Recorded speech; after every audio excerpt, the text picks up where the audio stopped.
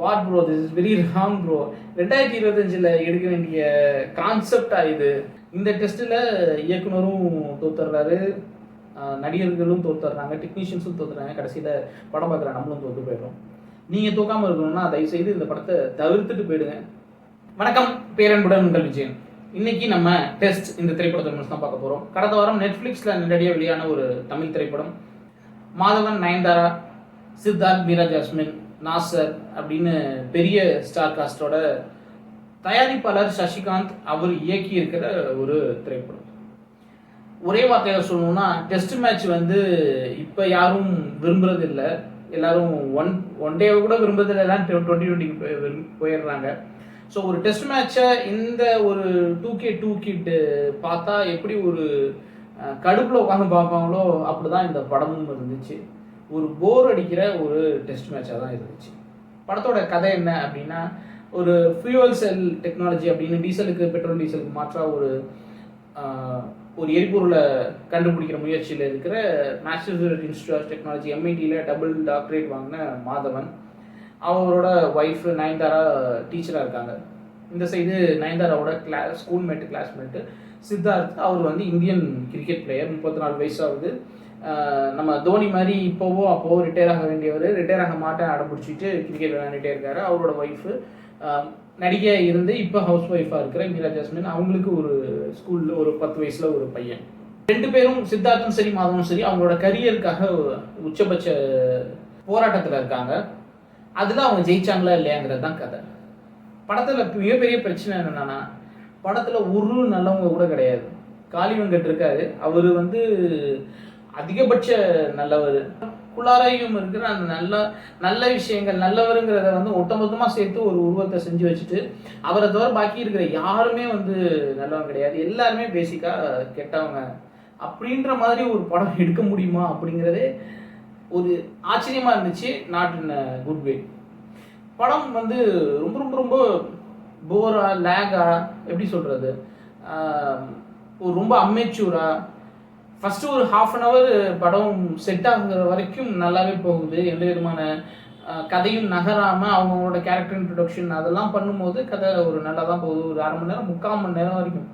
அதுக்கப்புறம்லாம், அதுவும் இன்ட்ரோல் பிளாக்கு அப்புறம்லாம் படம் உட்கார முடியல. ஒரு டெஸ்ட் மேட்ச்சு 3ஆவது நாளுக்கு அப்புறம் எப்படி, முதல் நாள் பெருசாக நமக்கு ஒன்றும் தெரியாது, போக போக போக எந்த அளவுக்கு ஒரு டெஸ்ட் மேட்ச்சு, அதுவும் நைட்டில் மட்டும் நடக்குதுன்னு வச்சுக்கோங்களேன். இப்போ பெருசாக நடக்கிறது கிடையாது. நமக்கு சம்மந்தம் இல்லாத ஒரு டைமிங் இருக்கிற ஒரு நாட்டில், ஒரு ஆஸ்திரேலியானே வச்சுப்போம், ஆஸ்திரேலியாவில் விடிய காலம்பரிய ஆரம்பிச்சுமா, அல்லது நைட்டில் தான் நடக்கும். நம்ம சின்ன பிள்ளைகளை உட்காந்து பார்த்துருப்போம், வேறு எதுவுமே பார்க்கறதுக்கு இல்லாத போது உட்காந்து பார்த்துருப்போம். அப்போ நைட்டில் வரும்போது நம்ம தூக்க காலத்தில் உட்காந்து பார்ப்போம்ல, அந்த மாதிரி தான் இருக்குது முழு படமும். படத்தோட மிகப்பெரிய பிரச்சனை நான் சொன்ன மாதிரி அந்த கேரக்டரைசேஷன். ஒவ்வொரு கேரக்டருமே அவ்வளோ ஒன்லி நெகட்டிவ் ஷேடோடு இருக்குது. ஒரே ஒரு உதாரணம் சொல்லணும் அப்படின்னா, மாதவனை வந்து நயன்தாரா படம் ஃபுல்லாகவே டான் பண்ணிக்கிட்டே இருக்காங்க.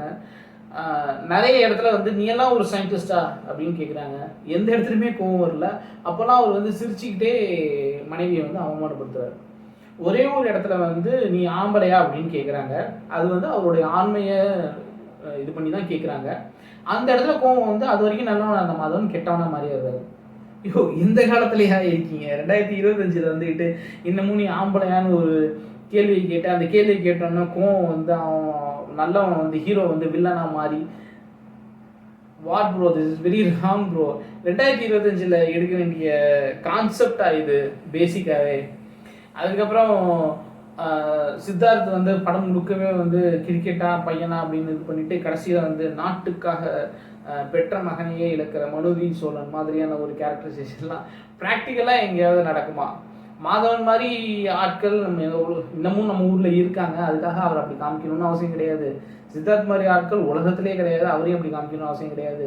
அதுவும் அவங்களோட பெர்ஃபார்மன்ஸ்லாம் வந்து சித்தார்த் ஃபுல் படமுமே வந்து அப்படியே ஃபோட்டோ, அவர் ஃபேஸை பார்க்கும்போது அவர் நடக்கிறாரு, போகிறாரு, வராரு, பேசுகிறாரு, வாயெல்லாம் அசைக்குது. ஆனால் ஃபோட்டோவில் ஒரு உருவம் வந்து எப்படி சலனமற்று இருக்குமோ அப்படி தான் இருக்கார் அவர். மீரா ஜாஸ்மின் வந்து எதுக்கு இருக்காங்கன்னே தெரில. நம்மளை இரிட்டேட் பண்ணுறதுனே 2 கேரக்டர் இருக்குது. அது மாதவனும் நயன்தாராவும். அவங்களோட ஆக்டிங் வந்து அவ்வளோ ஒரு இரிட்டேஷனாக இருக்குது. சைத்தான்னு ஒரு படம் வந்துச்சு, அஜய் தேவ்கான் ஜோதிகாலாம் நடிச்சு ஹிந்தியில். அதுதான் மாதவன் வில்லனாக வருவார். அந்த வில்லன் கேரக்டர் அப்படியே கொண்டாந்து இவர் தான் படத்தோட ஹீரோன்னு சொல்லி வச்சா எப்படி இருக்கும்? வில்லன் வேற நமக்கு கோவம் வரும், அவர் தான் ஹீரோ அப்படின்னு சொல்லும் போது அது நமக்கு எரிச்சல் தான் வருமே. அந்த எரிச்சல் தான் படம் முழுக்க இருக்குது. மியூசிக்கு சக்தி ஸ்ரீ கோபாலன் போட்டிருக்காங்க.